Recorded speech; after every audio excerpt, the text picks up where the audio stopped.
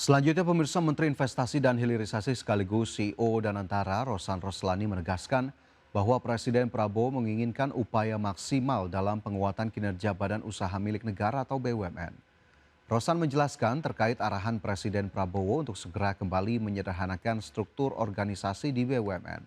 Rosan menyebutkan langkah tersebut diarahkan untuk mengurangi lapisan birokrasi, terutama di perusahaan-perusahaan BUMN yang besar agar pengambilan keputusan menjadi lebih cepat, produktivitas lebih meningkat serta efisiensi lebih terjaga. Instruksi Presiden tersebut dinilai mencerminkan komitmen pemerintah untuk memastikan program-program strategis nasional terus bergerak cepat, termasuk reformasi tata kelola BUMN hingga percepatan hilirisasi sebagai fondasi penguatan ekonomi nasional. Supaya alhamdulillah itu jauh juga untuk pengurangan layer-layer terutama di perusahaan-perusahaan BUMN yang besar, kayak Pertamina, PLN dan yang lain-lainnya agar pengambilan keputusan juga menjadi lebih cepat, produktivitas juga lebih meningkat, efisiensi juga lebih terjaga dan juga ya tentunya di BUMN lainnya. Karena sekarang running-nya yang kita sudah lakukan kurang lebih sudah 274 perusahaan per akhir bulan Juli kemarin.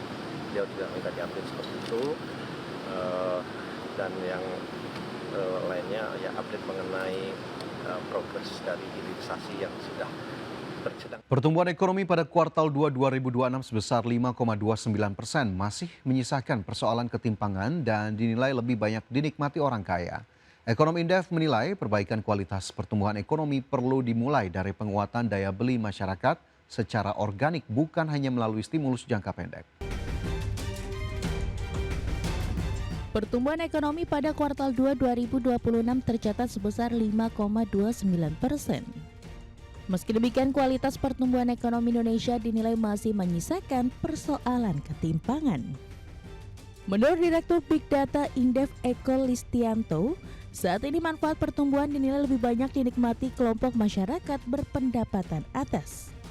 Hal tersebut tercermin dari meningkatnya rasio ketimpangan atau Gini rasio pada Maret 2026 yang meningkat dari 0,363 pada September 2026 menjadi 0,368 pada Maret 2026. Eko menilai kenaikan ketimpangan di tengah pertumbuhan ekonomi menjadi pekerjaan rumah bagi pemerintah. Sebab pertumbuhan yang lebih tinggi semestinya juga diikuti pemerataan manfaat bagi seluruh lapisan masyarakat. Eko menyebut perbaikan kualitas pertumbuhan ekonomi perlu dimulai dari penguatan daya beli masyarakat secara organik, bukan hanya melalui stimulus jangka pendek. Salah satu caranya dengan menciptakan lebih banyak lapangan kerja formal. Kalau kita lihat juga manfaat dari pertumbuhan ekonomi, kalau kita lihat dari Gini rasionya, itu juga semakin mengarah ke masyarakat lapisan atas ya. Kita lihat terdapat ini ya, Gini rasio yang secara rata-rata itu sedikit meningkat ya, 0,363 menjadi 0,368 ya. Ini tentu pertumbuhan kok naik ya, pertumbuhan naik, tapi kok ketimpangannya Gini rasionya juga melebar begitu. Ini tentu harus dijawab oleh pemerintah ya, bagaimana kemudian bisa memformulakan sebuah peningkatan akselerasi pertumbuhan ekonomi yang tidak berkonsekuensi kepada hanya dinikmati oleh masyarakat lapisan atas begitu. Berdasarkan data Badan Pusat Statistik, Gini rasio nasional naik 0,363 pada September 2025 menjadi 0,368 pada Maret 2026. Di wilayah perkotaan Gini rasio meningkat dari 0,383 menjadi 0,387, sedangkan di pedesaan naik tipis dari 0,295 menjadi 0,296. Jakarta, Tim Liputan IDX Channel. Menteri Keuangan Purbaya Yudi Sadewa mengumumkan utang kereta cepat Wush akan diambil alih Kementerian Keuangan melalui Special Mission Vehicle atau badan usaha milik negara khusus di bawah Kementerian Keuangan.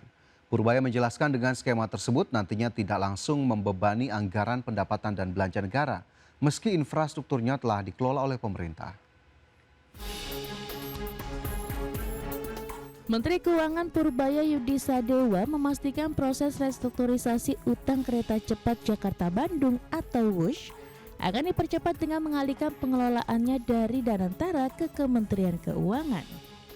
Menurut Purbaya, proses pengalihan tersebut ditargetkan rampung pada pertengahan September 2026.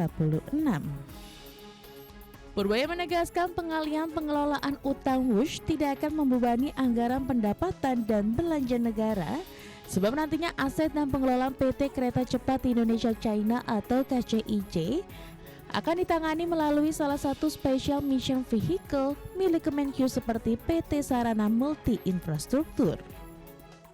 Dialihkan Kemenkyu dikelola saya semuanya KCIC itu, tapi nanti akan kita pakai salah satu tangan BUMN SMV fiskal kita untuk mengelola itu. Kita kan punya banyak juga, ada SMB, ada ini, ada lain-lain.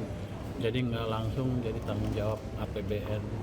Jadi walaupun oleh pemerintah tidak akan membebani APBN. Kepemilikannya KCIC nanti di mana Pak? Saya. Oh, berarti bukan di bawah KAI lagi? Pak, berarti nanti akan ada suntikan dana ke KCIC?